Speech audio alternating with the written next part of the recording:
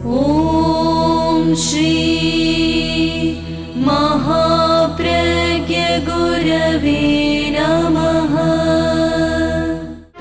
जिसके सांसों में रहता है शाश्वत शांति का स्पंदन, उस महाप्रज्ञ को वंदन, उस महाप्रज्ञ को वंदन। सत्य अहिंसा अनेकांत को अर्पित जिसका तन मन, उस महाप्रज्ञ को वंदन, उस महाप्रज्ञ को वंदन। जिसके सांसों में रहता है शाश्वत शांति का स्पंदन, उस महाप्रज्ञ को वंदन, उस महाप्रज्ञ को वंदन।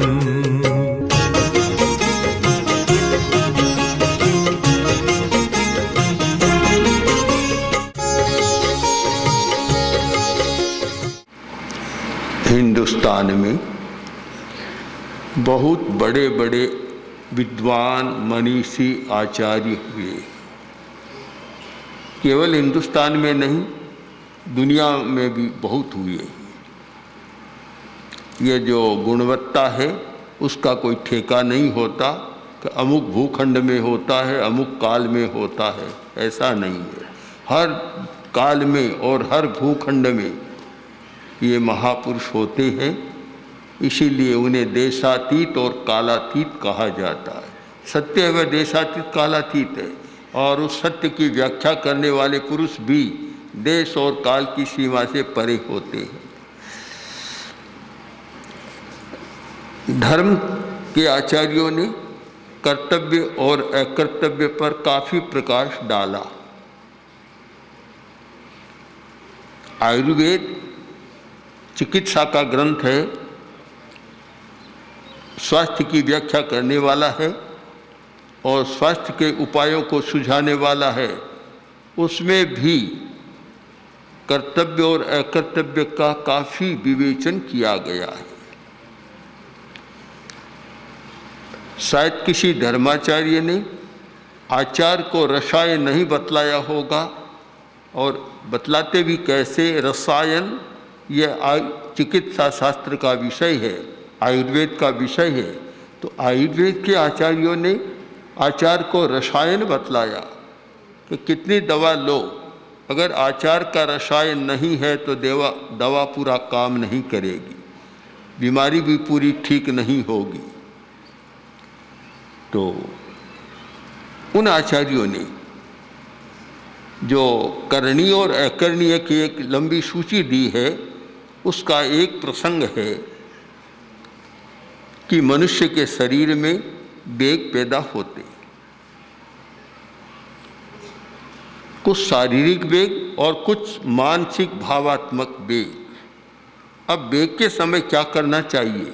कोई वेग आया, पानी का पूर आया, सामान्य पानी बह रहा है, किंतु वर्षा ज़्यादा हुई और पानी का पूर आया, वेग आया, उस वेग को कैसे संभाला जाए? तो मनुष्य के शरीर में भी वेग आते रहते हैं। दो प्रकार के वेग, एक शरीर का वेग जैसे मल मूत्र कफ, ये शरीर के वेग हैं, और क्रोध अहंकार लोभ, ये सब मानसिक और भावात्मक वेग हैं। जब वेग आए उस समय क्या करना चाहिए? बहुत आवश्यक है कि वेग के समय हमारी क्या स्थिति बने और हम क्या करें, इसका ज्ञान होना बहुत जरूरी है। तो निर्देश दिया कि शारीरान वेगान न धारेत, शरीर के वेगों को रोकना नहीं चाहिए, उन्हें जाने दो, बाहर निकलने दो। दशविकाली सूत्र में वही निर्देश है, बच्च मुत्तम न धारे, यानी वर्ष और मूत्र को धारण नहीं करना चाहिए, यानी रोकना नहीं चाहिए। जो मूत्र के वेग को रोकता है तो मूत्र की बीमारी हो जाती है, प्रोस्टेट की गड़बड़ भी हो जाती है। मूत्र ग्रंथि जो थैली है उसकी भी स्थिति बिगड़ जाती है। और मल के वेग को रोकता है तो पूरा शरीर अस्त व्यस्त होता है, दिमाग तक उसका विकृत हो जाता है और अनेक बीमारियां पैदा होती है। इसलिए कफ का, वायु का, मल मूत्र, इन वेगों को कभी रोकना नहीं चाहिए। वीर्य का भी वेग है और वीर्य निकल रहा है, उसे रोकना नहीं, आयुर्वेद की ये सलाह है। और रोकता है तो कुष्ठ की बीमारी होने की संभावना बन जाती है। तो ये आगमों भी इसका निषेध किया गया और आयुर्वेद में भी इसका निषेध है कि इमांस्तु धारेत वेगान हितार्थी प्रेत्य चेह च, जो वर्तमान में अपना हित चाहने वाला और बता दिया भविष्य अगले जन्म में हित चाहने वाला है, वह इन वेगों को रोके नहीं और इन वेगों को रोके। मानसिक और भावात्मक वेगों को तो रोकना अच्छा है और शरीर के वेगों को रोकना अच्छा नहीं है, न रोकना अच्छा है। एक स्पष्ट रेखा खींच दी। अब शरीर का वेग वह तो है, मानसिक वेग होते हैं तो साहसानाम असस्तानाम मनोवाक्काय कर्मणाम। आकस्मिक कोई मन में वेग आ गया कुछ करने का, उसे रोकना चाहिए। कोई भी बात आए तो तत्काल वह कर लेनी नहीं, 2 मिनट ठहरना चाहिए, सोचना चाहिए। जो 2 मिनट ठहरता है, वेग शांत होता है तो अकरणीय काम नहीं होता, और तत्काल कर लेता है तो समस्या पैदा होती है। तत्काल लाठी चलाने वाला, तलवार चलाने वाला अच्छा नहीं होता। सोच समझकर नीतिपूर्वक काम करता है वह अच्छा होता है। तो अब जिन वेगों को रोकना है वह सूची है, लोभ शोक भय क्रोध है मान वेगांश्च विधारयेत्। इन वेगों को धारण करें। क्रोध का वेग, लोभ का वेग, शोक का वेग, भय का वेग, अभिमान का, अहंकार का वेग, इन वेगों को धारण करना चाहिए, काम में नहीं लेना चाहिए। लोभ की वृत्ति जाग रही है और सोचता है यह कर लूँ वह कर लूँ, सारा बहुत सारा होता है, तो उस वेग को धारण करना चाहिए और विवेक पूर्वक आगे बढ़ना चाहिए। जो लोभ के वेग को धारण नहीं करते उसका उदाहरण है यह शेयर मार्केट। लोभ का वेग, जंप, छलांग क्या होता है, कितना होता है। इस यात्रा के दौरान कितने व्यक्ति मिले और बोले कि अब तो हमारे सामने आत्महत्या करने के सिवाय कोई रास्ता नहीं है। मैंने पूछा क्यों? कि शेयरों में घाटा बहुत लग गया, मैं चुका नहीं सकता और मांगने वाले जल्दी करें, बाहर बाहर आक्रोश कर रही है और कोई स्थिति है नहीं। अब तो एक ही रास्ता है कि आत्महत्या कर पिंडा छुड़ा ले। कितने लोग जिन्होंने दुख का था गाई कि शेयर के बाजार में घाटा हो गया और हमारी ये स्थिति बन गई। लोभ के वेग को भी रोकना चाहिए। आदमी धन भी कमाए तो कैसे कमाए, उसकी भी एक योजना होती है, एक विवेक होता है। उस विवेक से काम करे तब तो वह आगे बढ़ता है। और एक वेग में चला जाए तो शायद बहुत बार पछताना भी पड़ता है। लोभ के वेग को क्यों रोकना चाहिए? कि इस वेग को न रोका जाए तो स्वास्थ्य पर भी उसका बहुत बुरा असर होता है।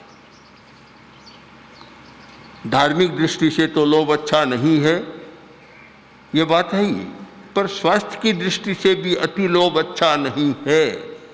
आज की जो एक बड़ी समस्या है हृदय रोग की, डॉक्टर मनचंदा कुछ दिन पहले आए थे पहले सूरत में भी आए तो उन्होंने एक बात कही थी कि हृदय रोग बड़ी तेजी के साथ बढ़ रहा है और आने वाले कुछ वर्षों में हिंदुस्तान में लगभग 10 लाख हृदय रोगी और बढ़ जाएंगे। प्रतिवर्ष हजारों लोग हृदय रोग से मरते हैं। कई कारण हैं। रक्तचाप ऊंचा है तो हृदय रोग हो जाता है, कोलेस्ट्रॉल की मात्रा बढ़ती है तो भी समस्या होती है, और भी अनेक कारण हैं।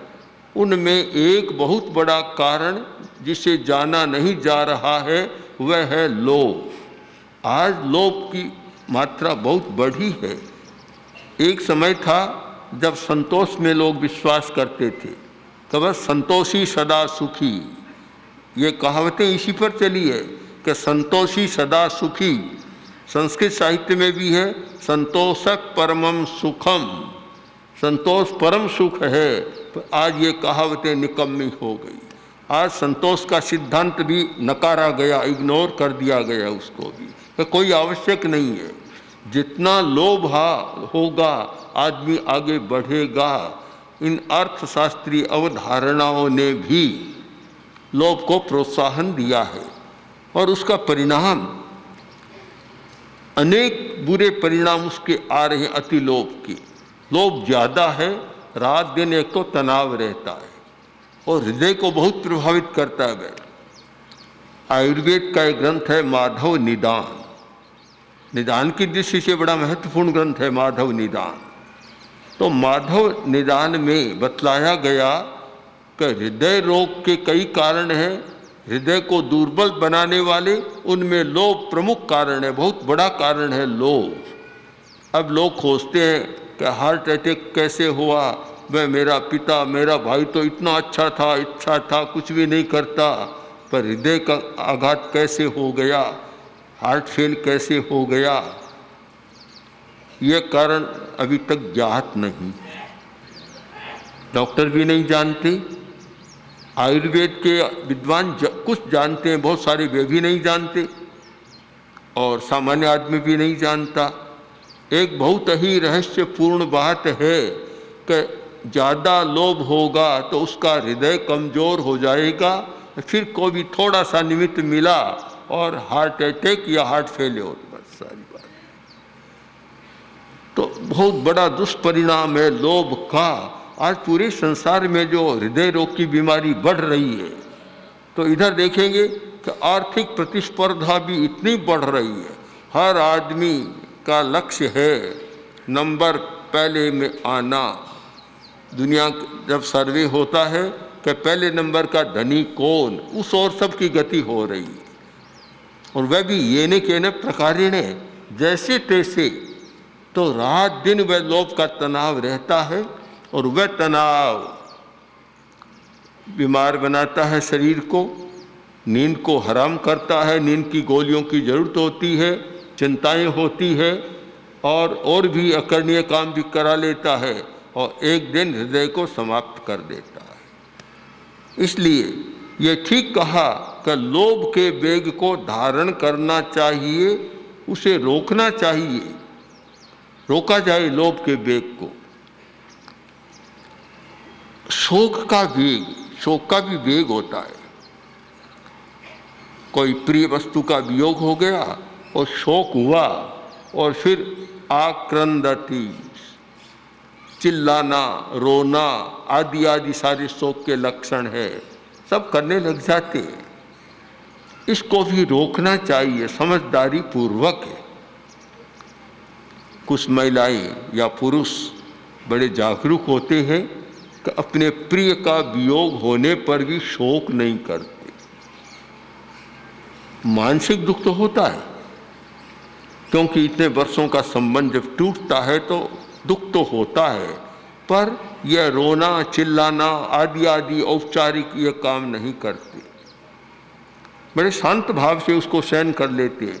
रोकना चाहिए। अभी गदैया परिवार की बात सामने आई कि उनकी संपत गधैया, रत्न गधैया, इनकी माता जी का स्वर्गवास हो गया। तो एक माता का, फिर उसमें भी एक गुणवती महिला का, एक अच्छी महिला का वियोग होता है तो दुख तो होना स्वाभाविक है, शोक भी हो सकता है, पर जिसमें धर्म का संस्कार है वह उस शोक को रोकेगा। हमारे सामने बहुत सारी घटनाएं आती है और मृत्यु के बाद उनके परिवार भी संबल के लिए आते हैं। गधैया परिवार के सदस्य भी आए हैं।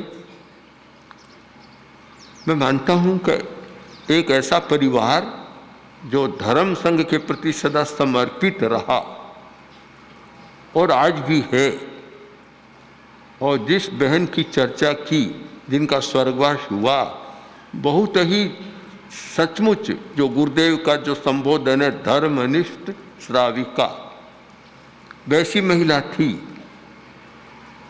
जिसने परिवार में धर्म के संस्कार दिए और सबको आगे बढ़ाया। ऐसी महिला का वियोग होना शोक तो पैदा कर सकता है, किंतु धर्म की समझदारी है तो फिर वह शोक नहीं। जो अंतर में एक वेदना होती है, कष्ट होता है, वह तो होता है स्वाभाविक, पर उसे शोक का रूप न दिया जाए। दिया भी नहीं, बहुत अच्छी बात है। अशोक रहे, यह शोक का वेग है, उसको भी रोकना चाहिए।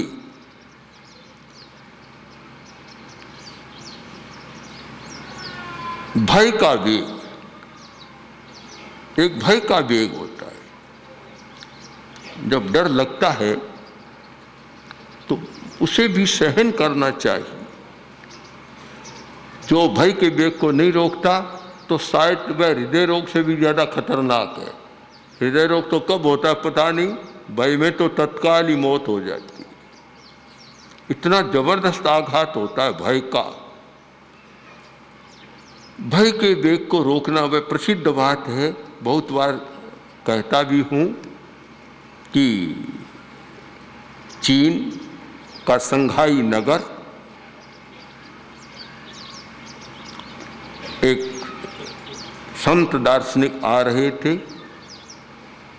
सामने एक घुड़सवार व्यक्ति मिला तो संत ने पूछा, कहाँ जा रहे हो? कि संघाई जा रहा हूँ। क्यों? क्यों? कि मेरा काम है। क्या काम है? कि मैं प्लेग हूँ और लोगों को मारूंगी। कितने लोगों को मारूंगी? तो 5000 लोगों को मारूंगी। वह इधर चले गए, वह संघाई चली गई। 2-4 सप्ताह के बाद फिर रास्ता में मिलन हुआ। वह संघाई से प्लेग आ रही थी घुड़सवार और संत फिर उधर जा रहे थे। मिलन हुआ और संत बोले कि तुम तो झूठ बोली हो। कैसे? कि तुमने कहा कि मैं 5000 लोगों को मारूंगी और वहाँ तो 10,000 लोग मरे। तो झूठ कहा तुमने। झूठ क्यों कहा? कि नहीं, मैंने बिल्कुल झूठ नहीं कहा, मैंने सच कहा था। मैंने तो 5000 ही मारे हैं। तो 5000 कैसे मरे? कि 5000 तो मेरे डर से मर गए, उसका मैं क्या करूं? तो लगा, हमने स्वयं देखा, पूज्य कालूगनी का चतुर्मास उदयपुर में था और दिन भर वह घूमता रहता। एक रट था, बेचौपड़ी नदी माँ, बेचौपड़ी नदी माँ, बेचौपड़ी नदी माँ गुजराती था। बेचौपड़ी नदी माँ, 2 पुस्के नदी में बह गई, बस यही जप था उसका। क्योंकि कोई मंत्र की साधना कर रहा था और बीच में कोई आवेश हो गया। और ये ध्यान करने वालों को भी ध्यान देना है कि ध्यान में ऊर्जा बढ़ती है, अच्छा लगता है। एक साथ लंबा करते हैं तो समस्या भी पैदा हो जाती है। यह भी एक लोभ होता है कि मुझे बहुत अच्छा लग रहा है, घंटा 2 घंटा 4 घंटा बैठ गए। ऐसा प्रारंभ में नहीं होना चाहिए। धीरे धीरे आगे बढ़ें नहीं तो फिर वायर तो कमज़ोर और वोल्टेज ज़्यादा तो फ्यूज हो जाता है। फिर उतनी ऊर्जा को हमारा दिमाग सहन नहीं कर सकता, हमारा शरीर भी सहन नहीं कर सकता। इसलिए बहुत धीमे धीमे, यानी हर अच्छी बात का भी वेग है, उसको भी रोकना चाहिए। वेग से कोई काम नहीं, अपनी गति से धीरे धीरे धीमे धीमे आगे बढ़ना। सनई पंथा सनई कंथा, सनई पंथा, दौड़ो मत, धीरे धीरे चलो। दौड़ता है तो बीच में रुक जाता है। दो आदमी नदी को पार कर, नौका को छोड़कर तट पर आए। दोनों ने एक आदमी से पूछा कि गांव कितनी दूर है? बताया 5 किलोमीटर। क्या सूर्यास्त से पहले पहुंच जाएंगे? कि धीमे चलोगे तो पहुंच जाओगे, जल्दी चलोगे तो नहीं पहुंचोगे। उल्टी बात कहती। कहना तो ये चाहिए कि जल्दी चलोगे तो पहुंच जाओगे, धीमे चलोगे तो नहीं पहुंचोगे। उसने कह दिया कि धीमे चलोगे तो पहुंच जाओगे, जल्दी चलोगे तो नहीं पहुंचोगे। दोनों चले। एक ने सोचा मूर्खता की बात कही है कि धीमे चलो, एक ने कहा भी सुझाव दिया तो अच्छा धीमे धीमे चले। दूसरे ने कहा मूर्खता की बात है, और दौड़ने लगा। बीच में कोई चट्टान आई, लड़खड़ाया, पड़ा तो 2 दिन ही नहीं पहुंचा। जो धीमे चलने वाला था वह सूर्यास्त से पहले ही पहुंच गया। तो हर काम में हमारा विवेक हो, वेगों को रोकना, गति हमारी धीमी हो, निरंतर हो, आगे बढ़े, पर एक साथ इतना वेग नहीं कि दिमाग का संतुलन बिगड़ जाए। तो मानता हूँ कि आयुर्वेद का जो चिकित्सा शास्त्र है उसके भी बहुत सारे अनुभव और अनुभव की वाणियाँ इतनी उपयोगी होती है कि उनको आप धर्मशास्त्र से टैली कर सकते हैं, उनके साथ संतुलित कर सकते हैं। क्योंकि सच्चाई है वह सब ग्रंथों में प्रकट होती है, चाहे आयुर्वेद का हो, चाहे राजनीति का हो और चाहे धर्म का हो। इस सच्चाई को समझकर हम भी यह प्रयत्न करें कि कुछ वेगों को तो न रोकें। ये जो भावात्मक और मानसिक वेग है इनको रोकने का अभ्यास करें। ये ध्यान का प्रयोग इन वेगों को रोकने का ही प्रयोग है कि हम वेगों में प्रवाह बहे नहीं, किंतु उन पर नियंत्रण कर सके और उन्हें रोक सके। जो व्यक्ति इन मानसिक भावात्मक वेगों को रोकने का अभ्यास करता है उसका दिमाग संतुलित रहता है। ओम श्री महाप्रज्ञ गुरवे नमः। ओम श्री महाप्रज्ञ गुरवे नमः। ओम श्री महाप्रज्ञ गुरवे नमः। ओम श्री महाप्रज्ञ गुरवे